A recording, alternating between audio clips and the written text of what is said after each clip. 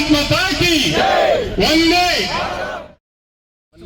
2018ರಲ್ಲಿ ಕೇಂದ್ರ ಸರ್ಕಾರ ಗ್ರಾಮೀಣ ವಿತರಕರು ಅಂತೇಳಿ ನೇಮಕ ಮಾಡುತ್ತೆ. ಅಲ್ಲಿವರೆಗೆ ಗ್ರಾಮೀಣ ವಿತರಕರು ಇದ್ದಿದ್ದಿಲ್ಲ.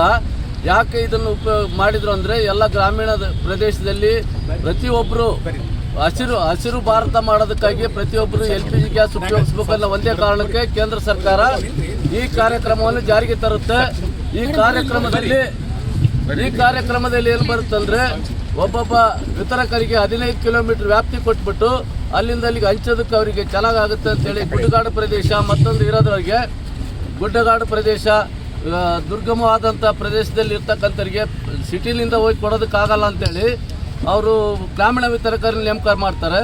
ಗ್ರಾಮೀಣ ವಿತರಕರಿಗೆ ಪ್ರತಿಯೊಂದು ಕೂಡ ನಾವು ಸುಮಾರು 60 ರಿಂದ 80 ಲಕ್ಷ ರೂಪಾಯಿ ಬಂಡವಾಳ ಹಾಕಿಬಿಟ್ಟು ನಮಗೆ ಇಷ್ಟಿಷ್ಟು ಕೊಡ್ತೀವಿ 15 ಕಿಲೋಮೀಟರ್ ವ್ಯಾಪ್ತಿನಲ್ಲಿ ಅಂತೇಳಿ ಕೇಂದ್ರ ಸರ್ಕಾರದವರು ನಮ್ಮ ಹತ್ರ ಅಗ್ರಿಮೆಂಟ್ ಮಾಡ್ಕೊಂಡು ನಮಗೆ ಕೊಟ್ಟಿರ್ತಾರೆ.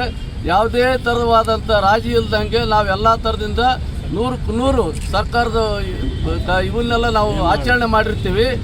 ಆದರೂ ಕೂಡ ನಮಗೆ ಸುಮಾರು 8 ವರ್ಷ 5 ವರ್ಷ 6 ವರ್ಷ ಆದರೂ ಕೂಡ ನಾವು ವ್ಯವಹಾರ ಮಾಡ್ತಕ್ಕಂಥದ್ದೇನಿದೆ ನಮಗೆ 8 ಆಣೆ ಬಡ್ಡಿ ಕೂಡ ವರ್ಕೌಟ್ ಆಗ್ತಾ ಇಲ್ಲ. ಬ್ಯಾಂಕ್ನಲ್ಲಿ ಸಾಲ ತೊಗೊಂಡ್ರೆ ನಮಗೇನು 10 ಪೈಸೆ ಕೂಡ ನಮಗೆ ವರ್ಕೌಟ್ ಆಗ್ತಾ ಇಲ್ಲ. ನಾವೆಲ್ಲರೂ ಬೀದಿ ಬೀಳೋ ಸಂದರ್ಭ ಬಂದಿದೆ. ಈ ಸಂದರ್ಭದಲ್ಲಿ OMCನವರು ನಮ್ಮ ಸಹಾಯಕ್ಕೆ ಬಂದು ಎಲ್ಲ ವಿತರಕರನ್ನು ಇವತ್ತು ಉಳಿಸ್ಬೇಕಾಗಿದೆ.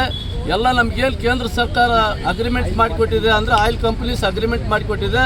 ಅದ್ರ ಪ್ರಕಾರ ಬೇರೆ ನಾವೇನು ಕೇಳ್ತಾ ಇಲ್ಲ. ಅದ್ರ ಪ್ರಕಾರ 15 ಕಿಲೋಮೀಟರ್ ವ್ಯಾಪ್ತಿನಲ್ಲಿ ಬರ್ತಕ್ಕಂಥ ಎಲ್ಲ ವಿತರಣೆಯನ್ನು ನಾವೇ ಮಾಡೋದಕ್ಕೆ ಅವಕಾಶ ಮಾಡಿಕೊಡ್ಬೇಕು ಅಂತೇಳಿ ಇವತ್ತಿನ ದಿವಸ ನಾವು ಸ್ಟ್ರೈಕ್ ಮಾಡ್ತಾ ಇದ್ದೀವಿ ಅಂತ ಇವತ್ತರೆಗೂ ಯಾರಿಗೂ ಗೊತ್ತಿಲ್ಲ. ಹೋಗ್ಲಿ ಆದೇಶನ ಉಲ್ಲಂಘನೆ ಮಾಡ್ದಲ್ಲ ಇರೋ ಕಾರಣ ಹಿಂದಿರ್ತಕ್ಕಂಥ ಕೈಗಳು ಅನ್ನೋದು ಇವತ್ತು ಗೊತ್ತಾಗ್ತಾ ಇಲ್ಲ. ಇವತ್ತು ಕೇಂದ್ರ ಸರ್ಕಾರ ಮಾಡಿರ್ತಕ್ಕಂಥದ್ದು ಒಳ್ಳೆ ಯೋಜನೆ ಇದು.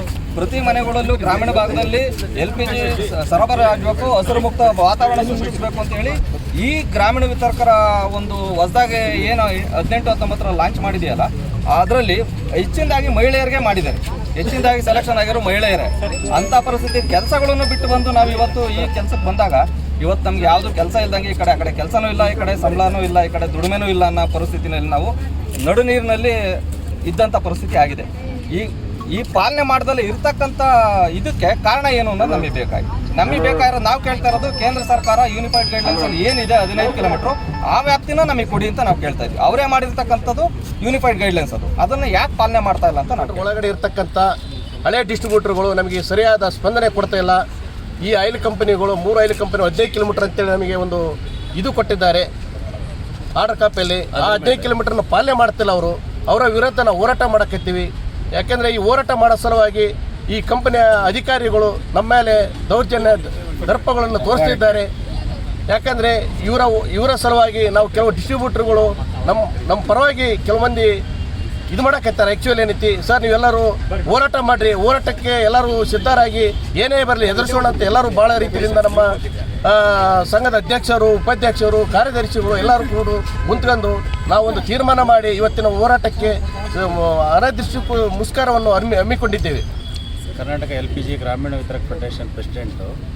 ನಾವೀಗ ನಮ್ಮ ಗ್ಯಾಸ್ ಏಜೆನ್ಸಿ ಪ್ರಾರಂಭ ಮಾಡುವಾಗ ನೀವು 15 ಕಿಲೋಮೀಟರ್ ವ್ಯಾಪ್ತಿನಲ್ಲಿ ಗ್ಯಾಸ್ ಸರಬರಾಜು ಮಾಡೋದಕ್ಕೆ ಅಂತೇಳಿ ನಮ್ಗೆ ಅಗ್ರಿಮೆಂಟ್ ಮಾಡಿ ಕೊಟ್ಟಿರೋದ್ರ ಜೊತೆಗೆ ನಿಯಮಗಳು ಭಾಳಷ್ಟಿದ್ದಾವೆ. ಕೇಂದ್ರ ಸರ್ಕಾರದ ಪೆಟ್ರೋಲಿಯಂ ಸಚಿವರು ಮತ್ತು ಯೂನಿಫೈಡ್ ಗೈಡ್ಲೈನು ಈ ಥರ ಎಲ್ಲ ನಿಯಮಗಳಲ್ಲೂ 15 ಕಿಲೋಮೀಟರ್ ವ್ಯಾಪ್ತಿನಲ್ಲಿ ಮಾತ್ರ ಒಬ್ಬ ವಿತರಕ ಸರಬರಾಜು ಮಾಡಬೇಕು ಅಂತ ನಿಯಮ ಇದೆ ಅಂತೇಳಿ ಗೊತ್ತಾಗಿ ನಾವು ನಮ್ಮ ಗ್ರಾಮೀಣ ಭಾಗದಲ್ಲಿ ಗ್ಯಾಸ್ ಏಜೆನ್ಸಿಗಳಿಲ್ಲ, ಅಲ್ಲಿ ನಾವು ಗ್ಯಾಸ್ ಏಜೆನ್ಸಿ ಪ್ರಾರಂಭ ಮಾಡಿ ನಾವು ವ್ಯವಹಾರ ಮಾಡ್ಬೋದು, ಅಲ್ಲಿ ಗ್ರಾಹಕರಿಗೂ ಸರಬರಾಜು ಮಾಡ್ಬೋದು ಅನ್ನೋ ಉದ್ದೇಶದಿಂದ ಪ್ರಾರಂಭ ಮಾಡಿದ್ವಿ. ಆದರೆ ಪ್ರಾರಂಭ ಮಾಡಿದ್ದು 6 ವರ್ಷ ಆದ್ರೂ ಇಲ್ಲಿವರೆಗೂ ಆ 15 ಕಿಲೋಮೀಟ್ರ್ ವ್ಯಾಪ್ತಿನಲ್ಲಿ ನಮಗೆ ಸಪ್ಲೈ ಮಾಡೋಕ್ಕೆ ನಾವು ಹೋದರೆ ಅಲ್ಲಿ ಆಗಲೇ ಹಳೆಯ ವಿತರಕರು ಅವರಿಗೆ ಆಗಲೇ 40, 50, 60 ಸಾವಿರ ನಂಬರ್ ಗಟ್ಟಲೆ ಗ್ಯಾಸ್ ಕನೆಕ್ಷನ್ಗಳು ತೊಗೊಂಡ್ಬಿಟ್ಟು ಅವ್ರು ಆಗಲೇ ಸರಬರಾಜು ಮಾಡ್ತಾಯಿದ್ದಾರೆ. ಅಲ್ಲಿ ನಾವು ಹೋಗಿ ಮಾಡೋದಕ್ಕೆ ಹೋದರೆ ಒಂದು ಊರಿಗೆ 5 ಜನ 6 ಜನ 10 ಜನಕ್ಕೆ ನಾವು ಗ್ಯಾಸ್ ಕೊಡಬೇಕು. ಅವ್ರು ಒಂದು ಊರಿಗೆ 100, 200 ಸಪ್ಲೈ ಮಾಡ್ತಾರೆ, ನಾವು 1000 ಗಟ್ಟಲೆ ಸಪ್ಲೈ ಮಾಡ್ತಾರೆ. ನಾವು ಅಲ್ಲಿ ಹೋಗಿ 5 ಕೊಡೋದಕ್ಕೆ ಹೋದರೆ ನಮ್ಮ ಖರ್ಚು ಜಾಸ್ತಿ ಆಗುತ್ತೆ, ನಮಗೆ ಹೊಸ ಗ್ರಾಹಕರು ಸಿಗಲ್ಲ. ಆ ನಿಯಮ ನೀವು ಪಾಲನೆ ಮಾಡಿದರೆ ಮಾತ್ರ ನಮಗೆ ಆ ಗ್ರಾಹಕರು ಸಿಗೋಕ್ಕೆ ಸಾಧ್ಯ. ಆ ನಿಯಮ ಪಾಲನೆ ಮಾಡೋದಕ್ಕೆ ಅವ್ರು ಯಾರು ತಯಾರಿಲ್ಲ. ಪಾಲನೆ ಮಾಡಿರಿ ಅಂತ ನಾವು ಕೇಳಿದರೆ ಈ ತಿಂಗಳು ಮಾಡ್ತೀವಿ, ಮುಂದಿನ ತಿಂಗಳು ಮಾಡ್ತೀವಿ ಅಂತ ಈಗ 5-6 ವರ್ಷದಿಂದನೂ ತಳ್ಕೊಂತಾನೆ ಬಂದರು. ಕೆಲವು ಅಧಿಕಾರಿಗಳಾಗಲೇ ಈ ಟ್ರಾನ್ಸ್ಫರ್ ಆಗೋದ್ರೊಳಗೆ ಕೊಟ್ಬಿಡ್ತೀನಿ, ಟ್ರಾನ್ಸ್ಫರ್ ಮಾಡಿಬಿಡ್ತೀನಿ ಅಂತ ಹೇಳಿದ್ರು, ಏನೂ ಮಾಡಿಲ್ಲ. ಮತ್ತು ಹೊಸ ಅಧಿಕಾರಿಗಳು ಬಂದರೆ ಅವರು 2-3 ವರ್ಷ ಆಗಿದೆ, ಅವರು ಸಹ ಅದನ್ನೇ ಹೇಳ್ತಾರೆ. ನಾವು ಹಲವಾರು ಸರಿ ಪೆಟ್ರೋಲಿಯಂ ಸಚಿವರಿಗೆ ಮನವಿ ಕೊಟ್ವಿ, ಆಯಿಲ್ ಮಾರ್ಕೆಟಿಂಗ್ ಕಂಪ್ನಿ ಅಧಿಕಾರಿಗಳಿಗೆ ಮನವಿ ಕೊಟ್ವಿ. ಏನು ಮನವಿ ಕೊಟ್ಟರು ಅವರು ಅದನ್ನು ಕಸದ ಬುಟ್ಟಿಗೆ ಹಾಕಿದಾರೆ ಹೊರತು ಒಂದು ಉತ್ತರನೂ ನಮಗೆ ಇಲ್ಲಿವರೆಗೂ ಸಿಕ್ಕಿಲ್ಲ.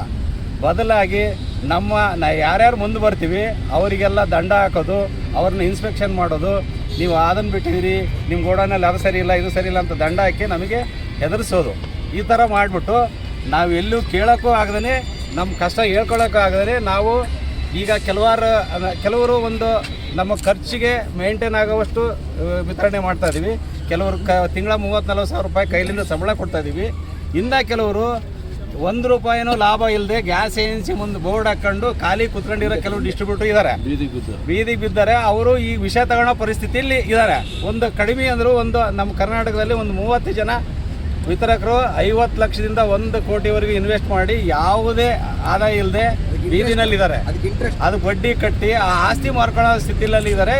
ಈ ಸ್ಥಿತಿ ತಂದಿರೋ ಅಧಿಕಾರಿಗಳ ವಿರುದ್ಧ ಮತ್ತು ತಮ್ಮ ನಿಯಮಗಳನ್ನು ಪಾಲನೆ ಮಾಡದಿರೋ ಆಯಿಲ್ ಮಾರ್ಕೆಟಿಂಗ್ ಕಂಪ್ನಿ ಅಧಿಕಾರಿಗಳ ವಿರುದ್ಧ ನಾವು ಹೋರಾಟ ಮಾಡ್ತಾ ಇದ್ದೀವಿ.